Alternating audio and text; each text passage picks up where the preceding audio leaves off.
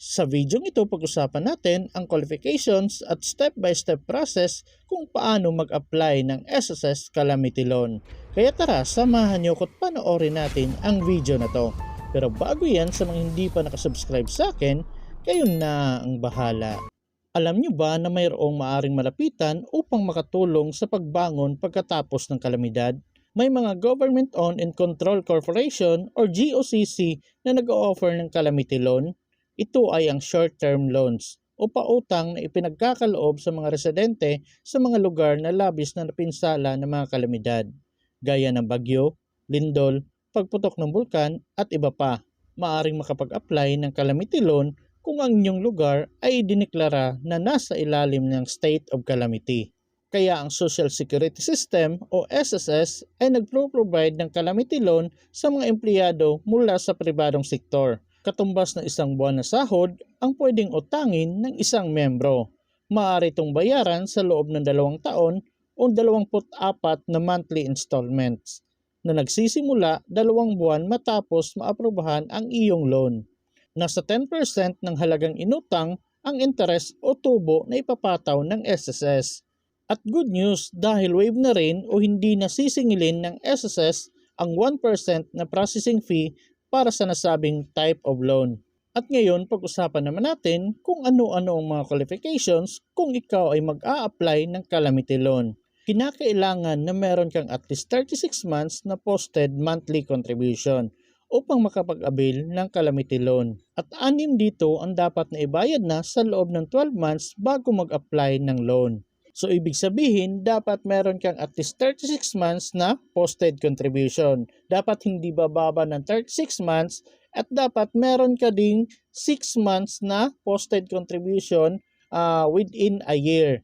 So ibig sabihin, kung November kayo mag-a-apply ngayon 2024, dapat meron kayong posted contribution from December 2023 hanggang November 2024 at least 6 months para makapag-apply po kayo. So ulitin ko, dapat meron kayong 36 months at dapat meron kayong at least 6 months na posted contribution within a year po. So sa mga employed po yan. At para naman sa mga self-employed at nabibilang sa voluntary contributors tulad ng mga OFW at non-working spouse, dapat ikaw ay may 36 months na posted contribution at dapat may 6 na posted contribution under the same type of membership bago makapag-apply ng calamity loan. So ang ibig sabihin nito, kung ikaw ay OFW at gusto mong mag-apply ng calamity loan dahil dineklara ng state of calamity ang inyong lugar, pwede ka pong mag-apply pero dapat mayroon kang hulog as OFW within a year ng at least 6 months. Basta kung ano yung type of membership ninyo guys, self-employed ba, voluntary, OFW, or non-working spouse, dapat meron kayong hulog at least 6 months within a year po. Kinakailangan din na hindi ka pa nakakatanggap sa alinman sa mga final benefits na ipinagkakaloob ng SSS tulad ng permanent disability o retirement benefit. At dapat ikaw ay walang anumang utang sa SSS na hindi nababayaran sa takdang araw or due date. At dapat wala ka rin kasalukuyang utang under loan reconstructing program at kinakailangan ding tapos ng bayaran ang previously availed calamity loan. So dapat pasok kayo sa lahat ng mga qualifications na nabanggit ko. So ngayon pag-usapan na natin kung paano mag-apply ng SSS Calamity Loan. So para magawa yan, ang unang gagawin natin, mag-login tayo sa ating SSS online account. So i-click lang natin ang mga search engine na ginagamit natin, kagaya sa akin Google Chrome. At pagkatapos i-type lang natin ang sss.gov.ph. At may makikita po tayong ganito, i-click lang natin ang Create a My SSS Account or Login. At dito hanapin at i-click lang natin itong Member Login. At mapupunta na tayo dito sa paglalagay ng user ID at password. So by the way guys, kung wala pa kayong user ID at password, may video na po kong ginawa dyan kung paano gumawa ng user ID at password sa SSS Online. At kung nalagay nyo na, i-click nyo na po ang Sign In. At pagkatapos may makikita kayong ganito.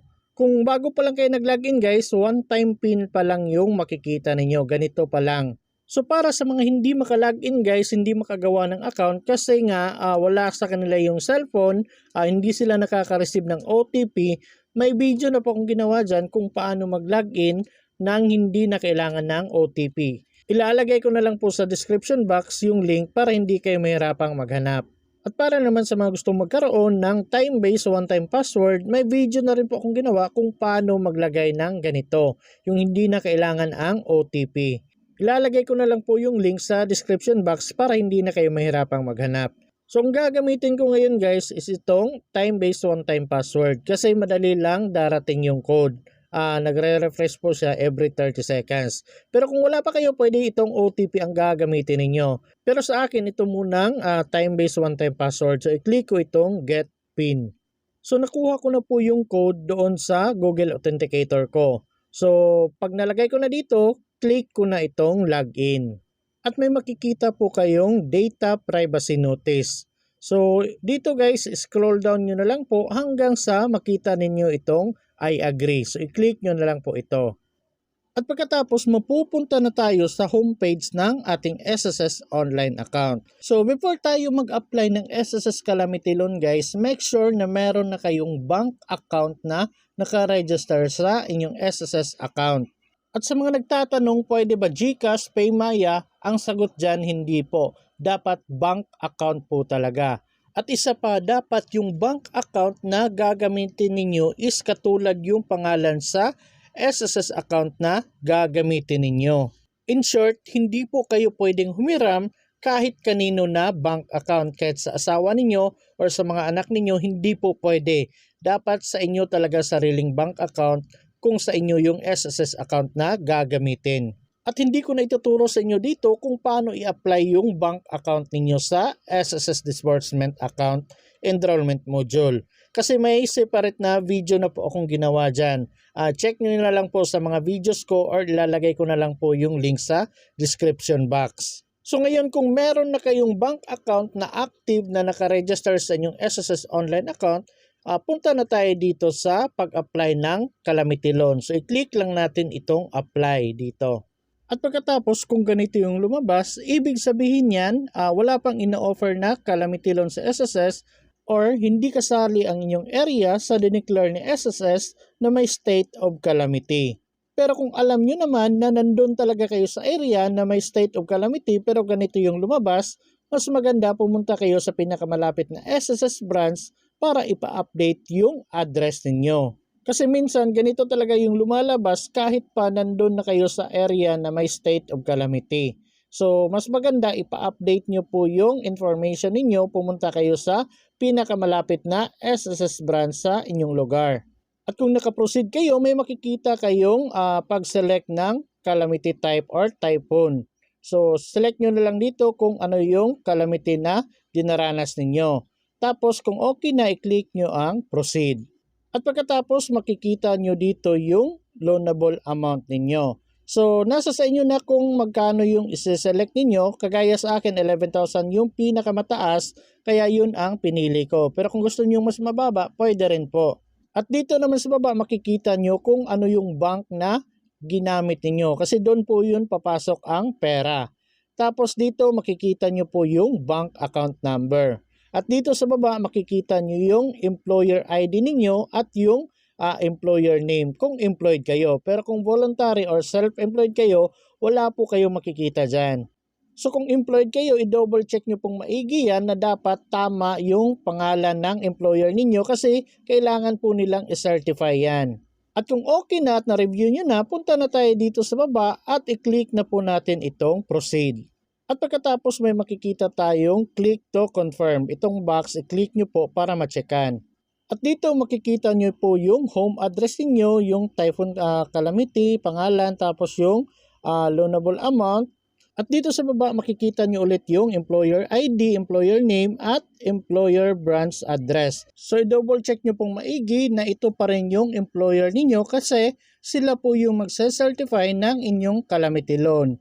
Kasi kung hindi ma-certify ng employer ninyo, hindi po ma-approve yung loan. At kung okay na, punta na tayo dito sa baba at i-click na po natin itong submit. At may makikita tayong ganito, do you want to continue? I-click lang po natin ang okay. At may makikita po tayong ganito na successful na daw yung pag-submit ninyo ng calamity loan. So antayin nyo na lang po na i-certify ng employer ninyo. And make sure guys, i-inform nyo po yung employer ninyo na nag-apply kayo para ma-certify nila. After ma-certify ng employer yan, for approval na po yan ni SSS. Kapag approve na ni SSS, antayin nyo na lang po sa bank account ninyo na papasok yung pera.